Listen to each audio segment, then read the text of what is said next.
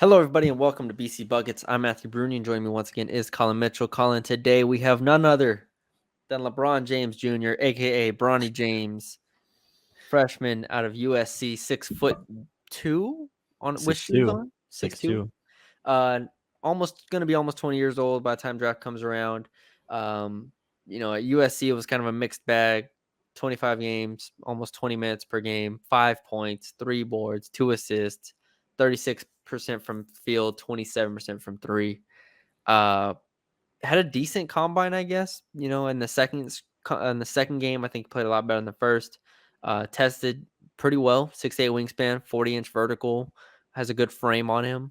But is there anything here at all that you can point to and say that's why he's a first round pick? No, No. which is hilarious to me because obviously all the hype coming up about Bronny, you're like, there's got to be something here. Like, there's got to be something because this is before I'm scouting him. There's got to be something. And then you go start to watch him, and you go, if this guy wasn't named Bronny James Jr., he's terrible. Yeah. I mean, not to hate on the guy too hard, but 27% from three. If anyone else is shooting 27% from three, you're not calling him like a really good shooter coming to the NBA. Like, you're not saying, oh, this projects really well, because it's not. Yeah. I mean, you watch his shot; it looks pretty good.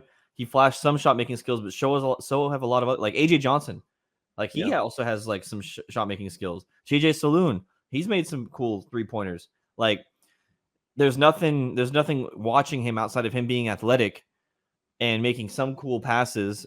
And even then, we'll talk about in the weaknesses. Like, there's nothing that overly impresses me in any way that suggests top 30 or even top 45 for that matter.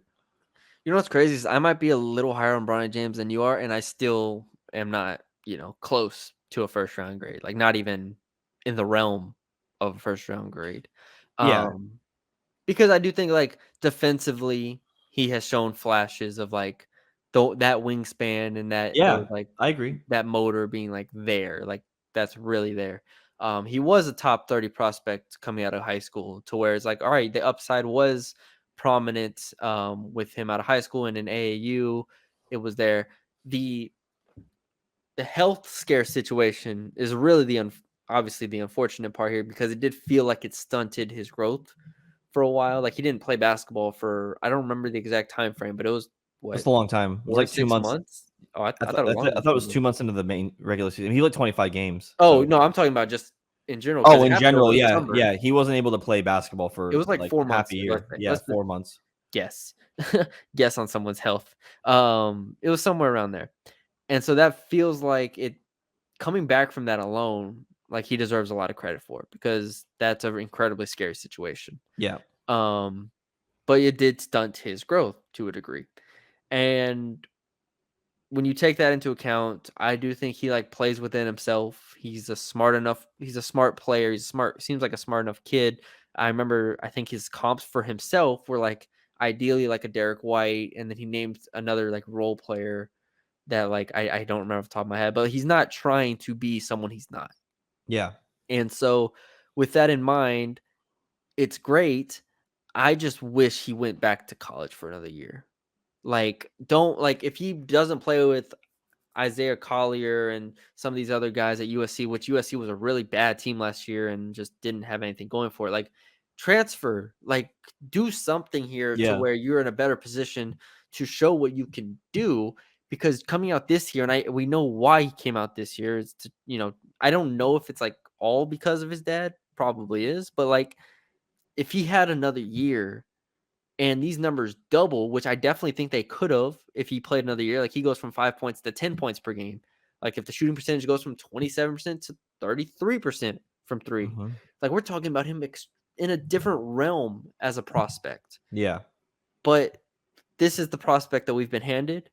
And now I don't know what to do with it, because he had a usage rate of 16%.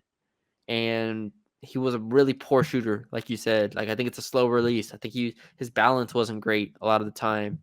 He has no confidence off the dribble attacking the rim. 11 Yeah. shots at the rim all year, Yeah. Colin, in the half court. Like, everything has to come in transition for him to get downhill.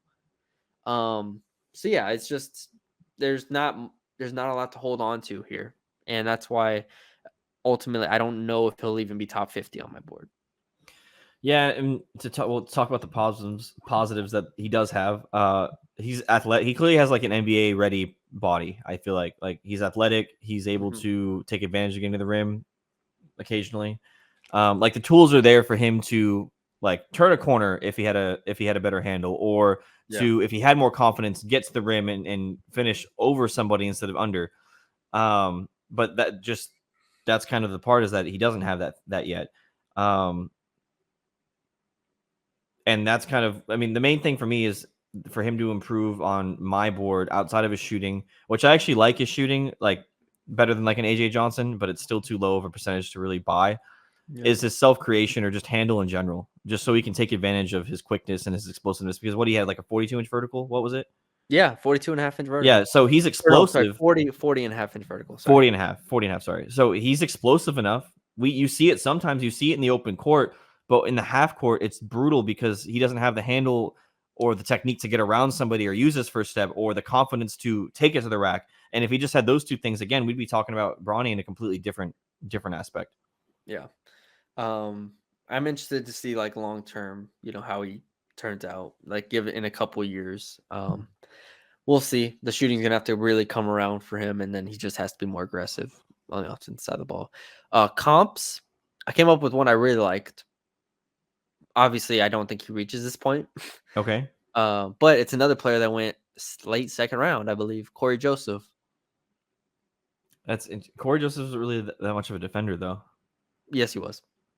Yeah. Really? Spurs was at the Spurs. I don't know what he was. Detroit. I don't know what he was doing with y'all. He was also a point guard. I can't speak to what he did in Detroit for y'all. But Bad, at the bad. Spurs he defended. So, and he was like a combo guy for the Spurs a little bit back in the day. And then I have like a Trey Jones, which I know we've talked about Trey Jones on another one, but like ideally it's defense, which I think is the one thing that he could actually be good. Like that's probably his best skill, right? Yeah, Defense. right now for sure, and it's just So because of his athleticism and his length. So yeah. for So sure. I don't know where else to go with that, but those are my comps. I actually have Davion Mitchell as my comp. I think He that's kind of like the archetype of he player. dreams he could be Davion I Mitchell. mean, he's not the defender that Davion Mitchell is, and he's not. He's not even in the hemisphere I'm just listen. of You just named Davion Corey Mitchell. Joseph, okay? Chill out. I'm just saying. I'm talking about the type of player. Okay. And I'm not disagreeing with that. I'm just saying like he ain't. No, no. I'm sorry.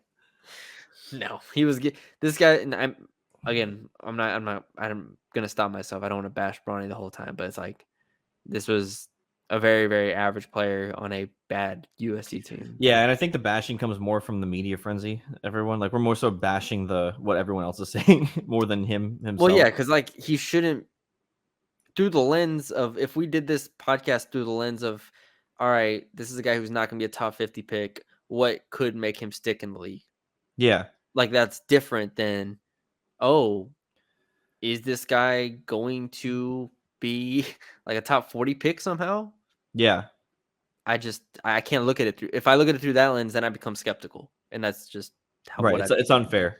It's unfair to him. So we'll see how it goes. Leave us a like, comment, share, and subscribe to the YouTube channel if you haven't already. Let us know what you think of Bronny James in the comments below, and we'll see how it turns out on draft night. But until then, we'll talk to y'all later.